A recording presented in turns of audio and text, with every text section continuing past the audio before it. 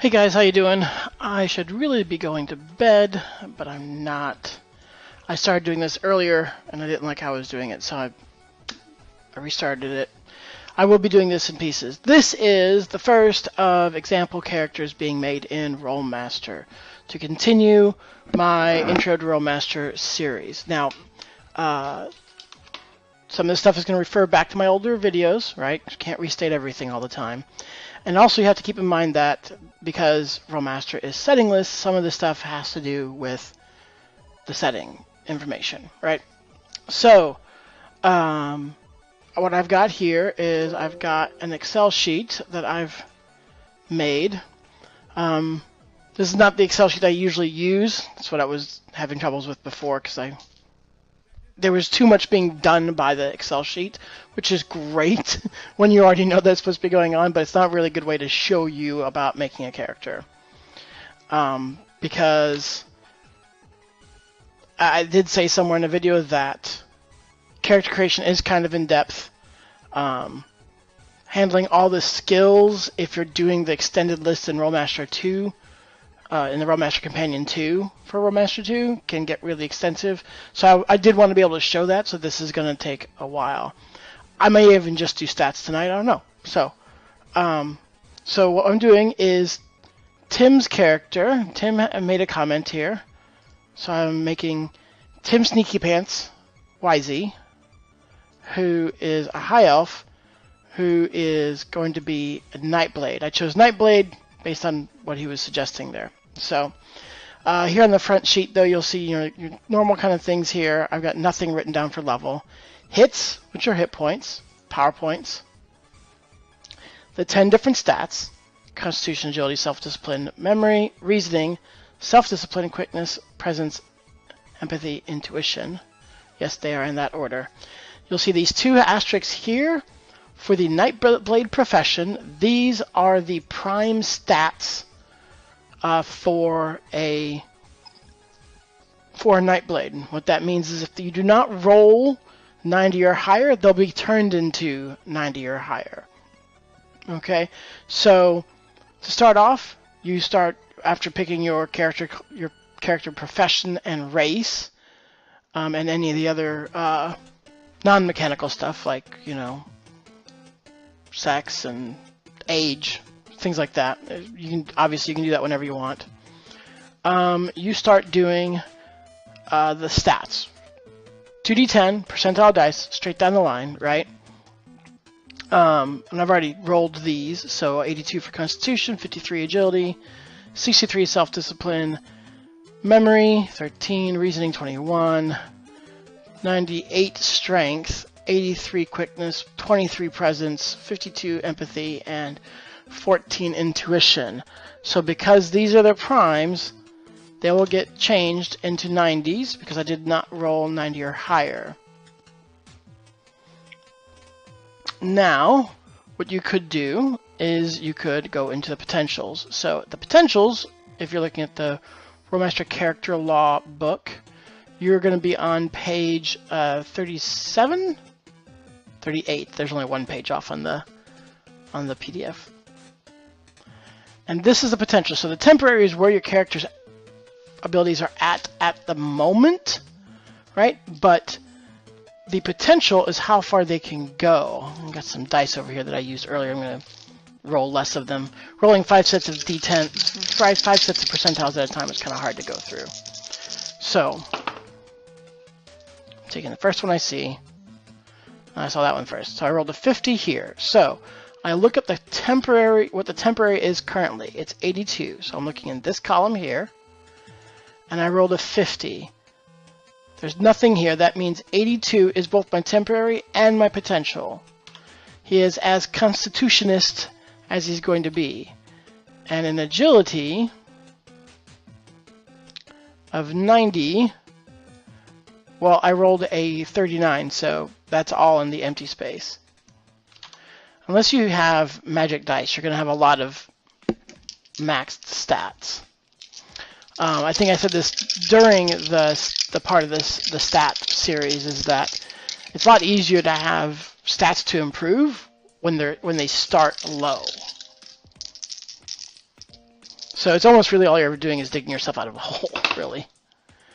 So I rolled a 47 for this 63, which is not good enough. So that's going to stay at 63. And 42 for the 13, which puts it at 42.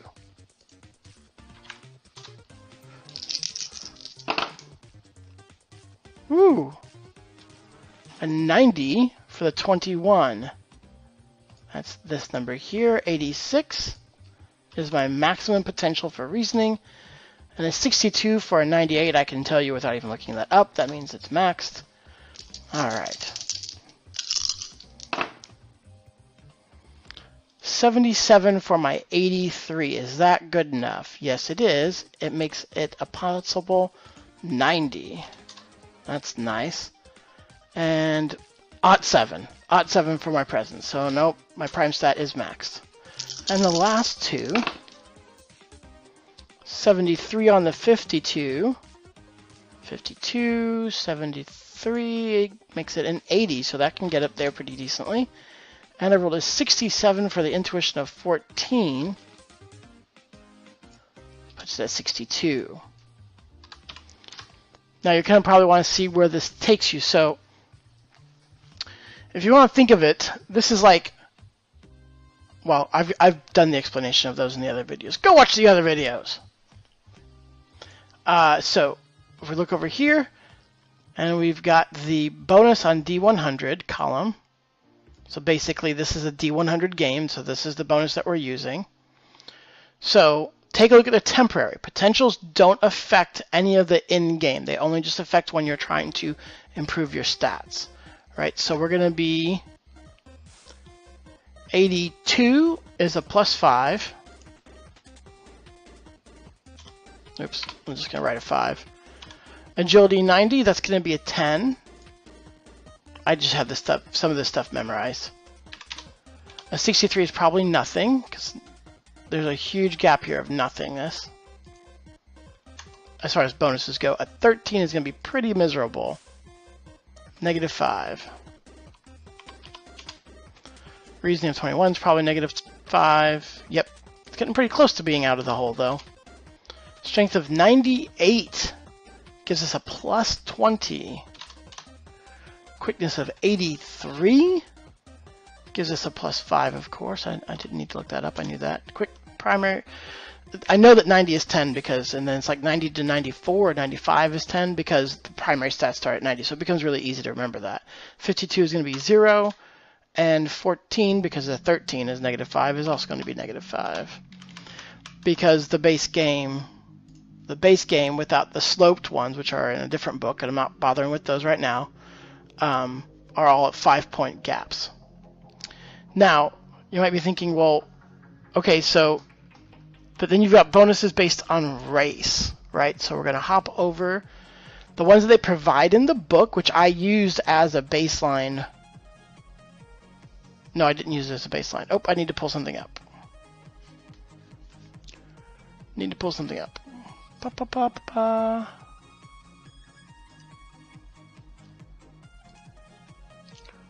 Alrighty. High Elf. Okay. High Elf has 0 Constitution.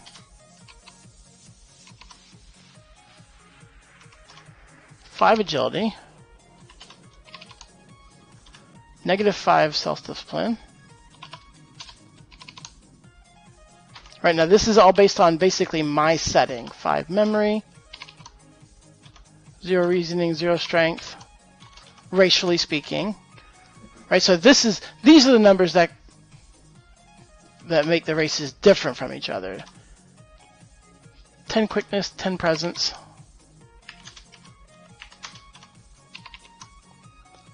0 Empathy bonus, and a -5 Intuition bonus. And that, obviously this is based on your race, so those never change. So these are your totals. These should be bolded. So like your Constitution has a +5 bonus, your Agility has a +15 bonus. Remember, if you're coming from a D20 system, remember this is a D100 system. right? So that's kind of like a +1, +3, -1, right? Now the other thing we need to look up are the development points, which are here. So this is where you get your development points to buy skills with. Now that's only for those top 5 skills that I've got, or stats that I've got here separated by this little line here. All right, so an 82, oh, I think I already did this. Yep, I did that. So if we looked it up, an 82 would be 7, 5 for the 90. Wait, what? Oh, I looked it up before I boosted it. 90 is 8. That makes more sense. A 63 is 6, a 13 is only 2, and then finally a reasoning of 21 is 4 points.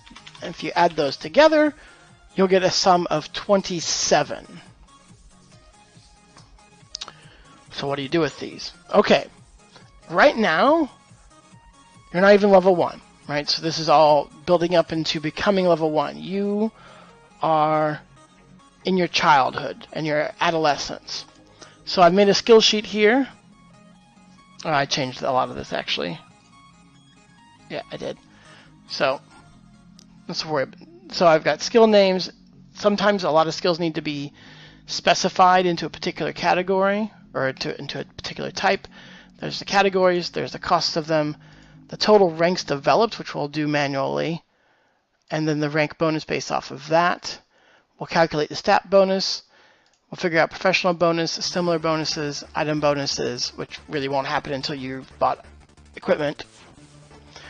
But you buy stats in a few different periods. So you buy child and adolescence, and then you buy apprentice, and that's when you become level 1, okay? Or you buy level 1, technically. So let's go look at this. I already went through the skills thinking, I went through the whole skill list, right? Rolemaster 2, Rolemaster Companion 2 skill list. So that's pretty long.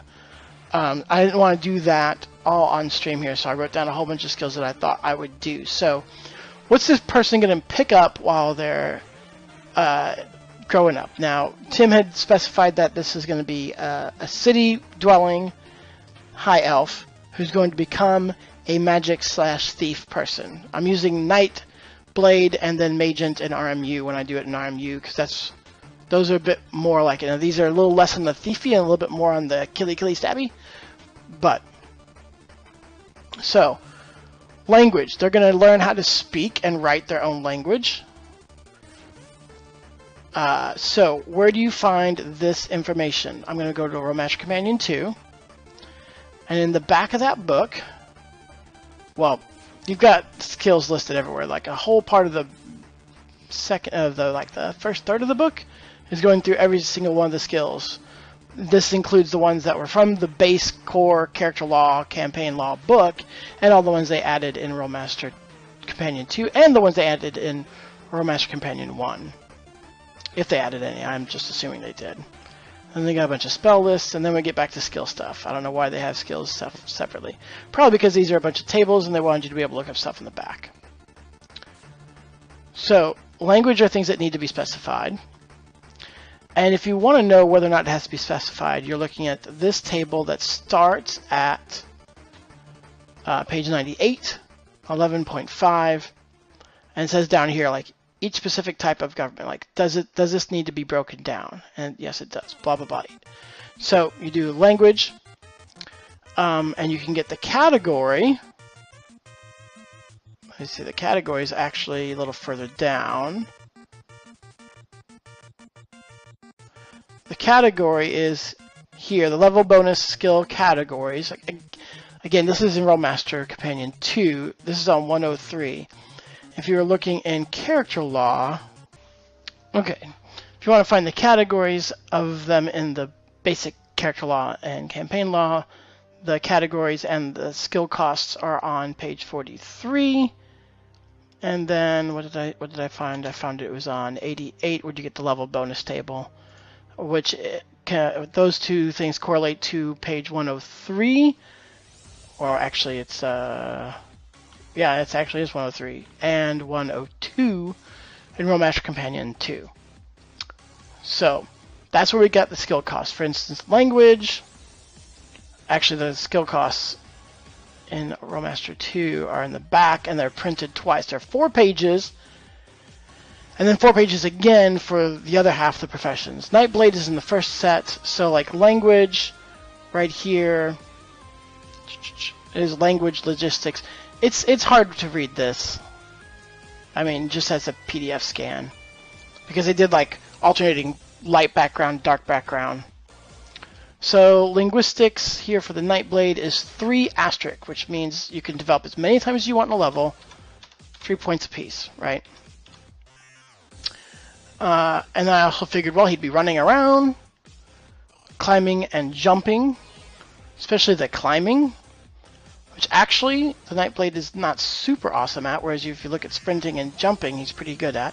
He's going to be sneaking around. Stock hide is kind of developed. It's only developed once, but you need two rows for it. He's going to get used to being outside. Oops, that needs something. I'll get to that in a second. I'll just... there. Hometown.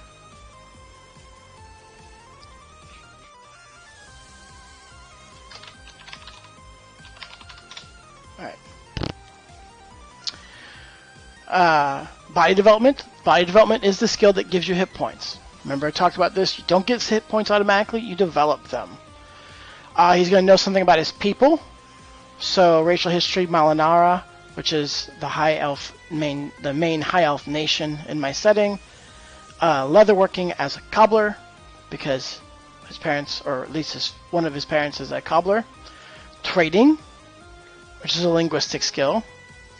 General perception, and lie perception. So there's noticing things in general, and then specifically noticing lies.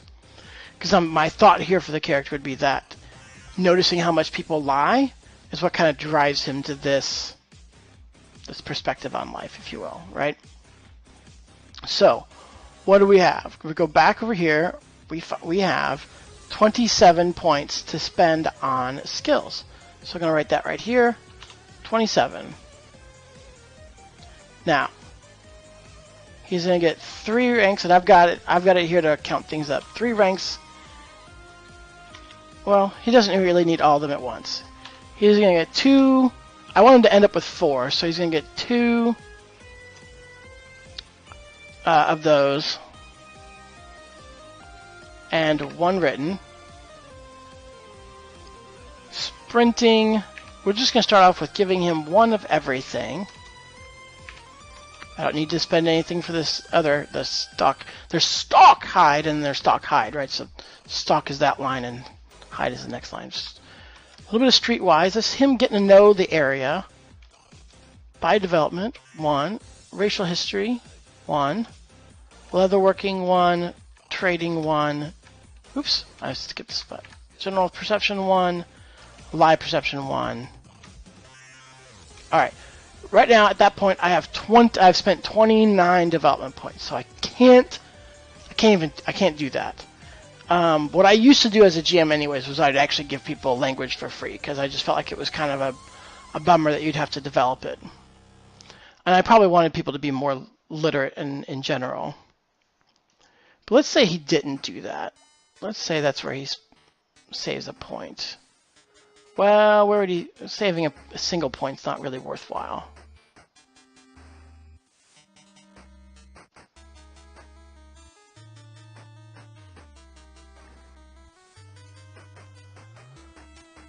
Let's say he doesn't do that much climbing. He's a city guy. Let's say he doesn't do that much climbing. We'll take that off. Got 1 development point. Normally what you'd do is you'd find somewhere to spend that 1 development point. Or you'd take, say, another rank off of linguistics. But honestly, 1 rank in a language means you don't even speak it. Like, honestly, he should be more verbal than that at this point. Like, really, he would be. So let's just do that.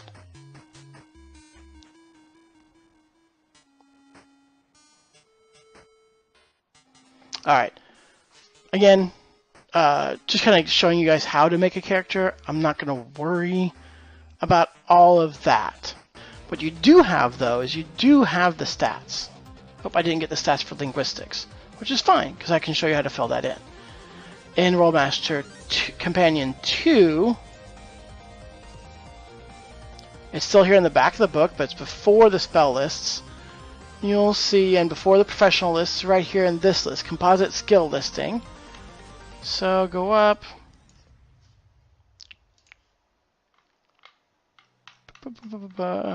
Here's linguistics. Oh, none. It has none. Okay, but let's take a look at sprinting, because that's the next one that would be in the list. Sprinting, quickness, right? If it lists multiples, like racial history, memory, reasoning, then you average them, right? So there is nothing here, and there is nothing here. Quickness, we have to kind of go back and forth here a little bit.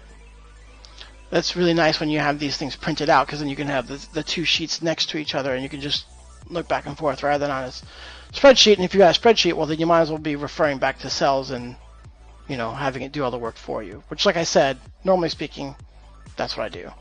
So his current total bonus for agility is 15, right here. So, oh, that's I need quickness though. Well, here I'll do agility here.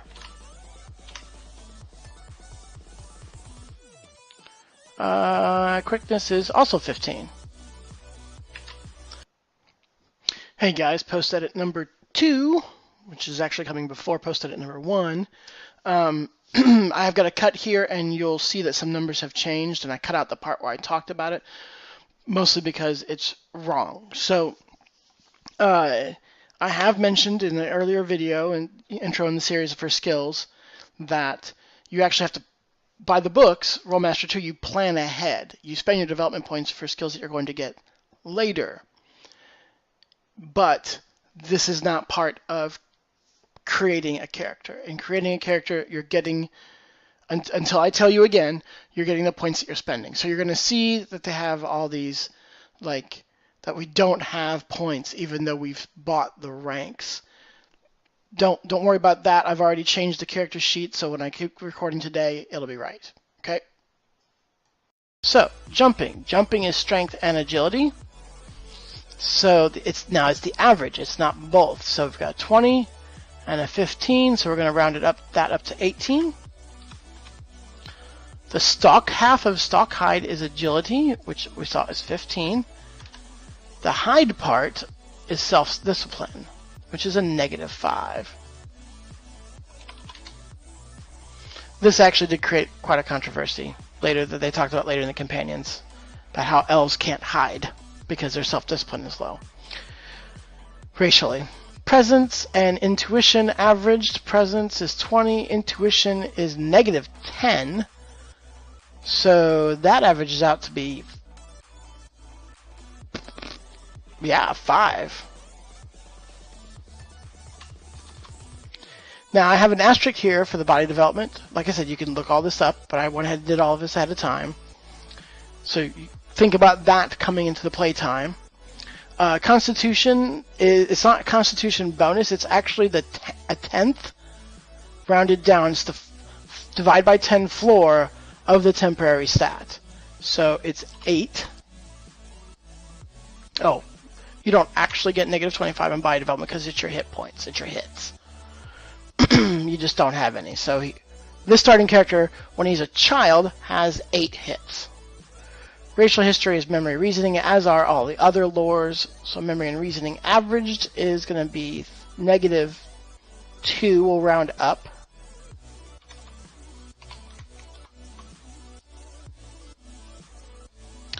Leatherworking. Leatherworking is agility reasoning. Reasoning is -5. Agility is 15. That's a sum of 10, so an average of 5. Trading is reasoning memory. Reasoning being -5, memory being 0. Right, we just did that, didn't we? Yeah, we did. They're just flipped in the order. So -2. double intuition and reasoning. So -10, -20, -25. Thankfully, that's being averaged. Gosh. Well, that's -8. So lie perception. And lie perception is going to be -10 and -5. For -15 divided by 2 is also actually -8. No, -7 because I'm rounding up. Now I also have down here leatherworking that's not specified, streetwise that's not specified to a town, and racial history of the other two elf nations because they live adjacent to each other and their history is tied together. What these are going to get is they are going to get, I'm just going to write it in the square, they're going to get a similar bonus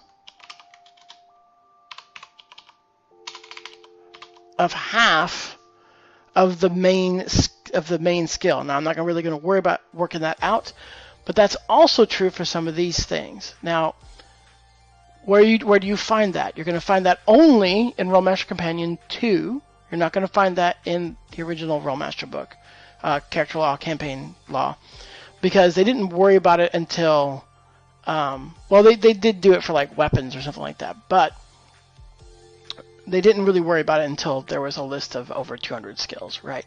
Because at that point they say, 1, you probably should be getting more development points, and 2, you're going to need to be getting bonuses from skills that are associated so that everything doesn't always have a absolute horrible penalty when you've got something so close to it. So in these 100 these tables here that I'm showing you here, around the page 100, you'll see in here they have an idea of how much bonus you should get within the specifications, right? So leatherworking was something that had to be specified, leatherworking cobbler. So they say, if I go up to leatherworking, right, or down right here, half, right? So all the other leatherworking crafts that they list you, which they do list in this book, zoom to the top. Leatherworking cobbler, saddler, tanner, tooler. Right, so one of this person, if someone's a cobbler, they might end up having like a +50 to cobbler, they'll end up having like a +25 to saddler, tanner, and tooler, right? Without having to put any points into it at all, right? But we're not really looking at that much right now.